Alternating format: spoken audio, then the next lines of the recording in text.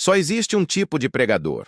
O que prega a palavra de Deus, a Bíblia Sagrada, sempre nos aponta para a centralidade da palavra de Deus como única fonte de autoridade, fé e prática para o cristão.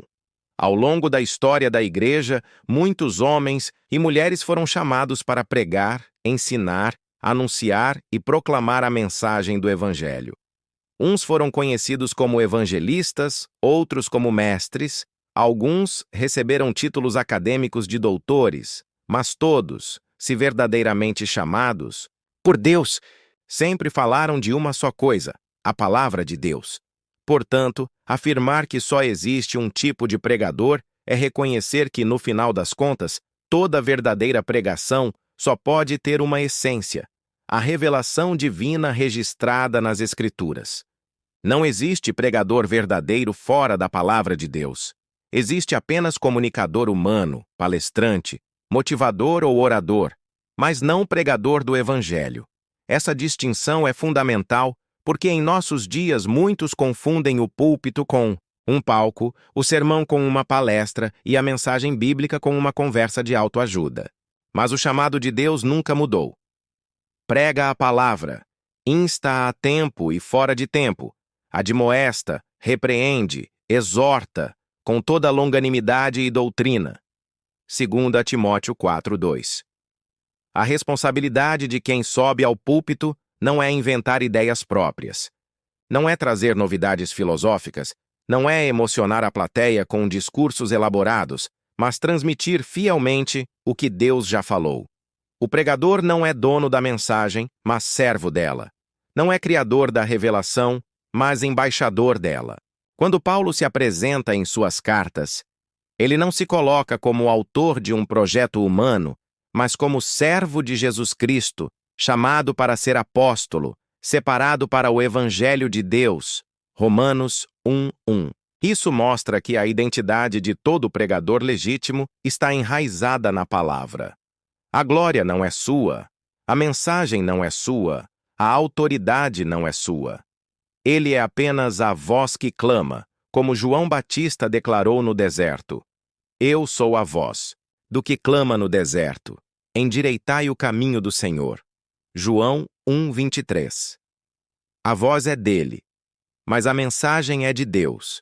Por isso, ainda que alguns sejam chamados mestres, outros evangelistas, alguns recebam doutorado em teologia e outros sejam simples, servos com pouco estudo formal, se todos forem fiéis à Escritura, pregam exatamente a mesma coisa.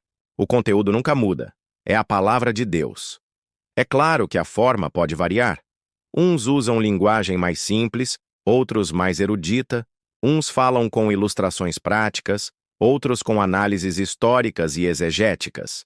Mas no fundo, se a raiz é bíblica, todos convergem para a mesma fonte. É por isso que o verdadeiro pregador, seja ele mestre ou doutor, seja pastor ou missionário, não tem uma mensagem própria, mas apenas ecoa a mensagem de Cristo. Paulo reforça isso em 1 Coríntios 1:23. Mas nós pregamos a Cristo crucificado, que é escândalo para os judeus e loucura para os gregos. Não há alternativa, não há outro discurso. Pregamos Cristo e Cristo crucificado. A história da Igreja confirma essa verdade. Nos primeiros séculos, quando os apóstolos pregaram, eles não tinham títulos acadêmicos. Pedro e João foram considerados homens iletrados e indoutos. Atos 4:13. Mas o povo reconhecia que eles haviam estado com Jesus. A autoridade deles não vinha de títulos humanos, mas da unção do Espírito Santo e da fidelidade às palavras de Cristo.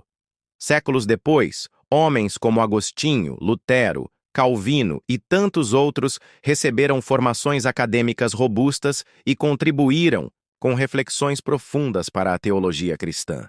No entanto, o que todos eles tinham em comum era justamente isso, a centralidade da palavra. Agostinho dizia: onde a Bíblia fala, Deus fala. Lutero afirmava que a consciência dele estava cativa à palavra de Deus. E Calvino ensinava que a Escritura é a voz de Deus para a sua igreja.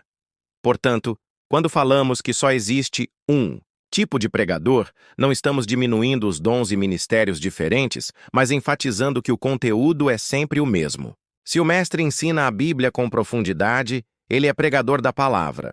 Se o doutor em teologia expõe os mistérios das Escrituras, ele é pregador da palavra. Se o pastor simples do interior lê o texto e explica com temor e lágrimas, ele é pregador da palavra. A diferença está na roupagem, mas a essência é sempre a mesma. O verdadeiro pregador não anuncia a si mesmo, não busca a própria fama, não vive para agradar a homens, mas para agradar a Deus. Paulo disse em Gálatas 1:10: Porventura procuro eu agora o favor dos homens ou de Deus? Ou procuro agradar a homens? Se estivesse ainda agradando aos homens, não seria servo de Cristo. Esse ponto nos leva a refletir também sobre o falso pregador.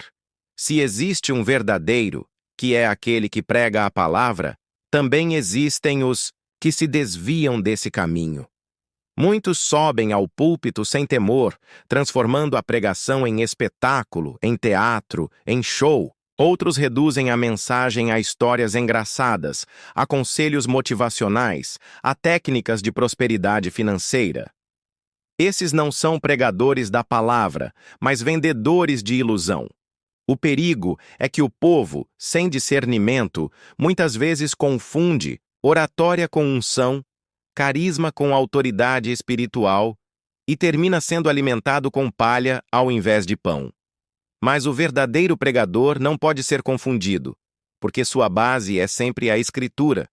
Ele pode até não ter os melhores recursos retóricos, pode até ser desprezado pelo mundo, mas sua mensagem sempre aponta para Cristo. Além disso, é importante lembrar que a autoridade do pregador não está no título acadêmico. É bom estudar, é bom se aprofundar, é bom ter mestres que nos ajudem a entender as riquezas da palavra. Mas o que legitima o pregador é sua fidelidade à Bíblia e sua submissão ao Espírito Santo.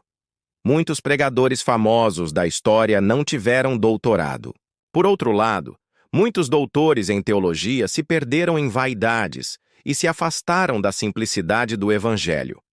O título pode abrir portas em universidades, mas só a unção abre portas nos céus.